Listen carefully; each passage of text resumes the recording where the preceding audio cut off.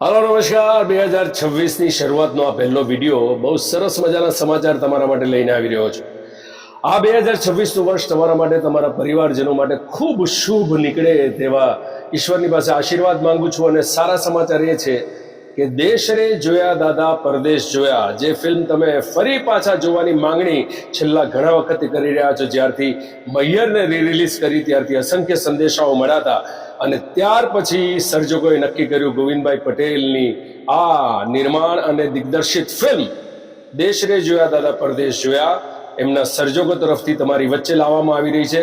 9મી જાન્યુઆરી તમારી આજુબાજુના થિયેટરોમાં એ અદ્ભુત ગીતો, એ અદ્ભુત લાગણીની સાથે એ ફિલ્મ જેણે 1997-98માં ઇન્ડસ્ટ્રીના બંધ તાળાને ખોલ્યા હતા, મારી હીરો તરીકેની પહેલી ફિલ્મ જેની સફળતાથી તમે મને આજ સુધી એ પ્રેમ અવિરત વરસાવી રહ્યા છો, એ ફિલ્મ એટલે દેશ રે જોયા દાદા પરદેશ જોયા તમારી માંગણી પર, તમારી લોક માંગણીને કારણે લઈને આવી રહ્યા છે। 9મી જાન્યુઆરીએ તમારી આજુબાજુના થિયેટરમાં જોવાનું ચૂકતા નહીં।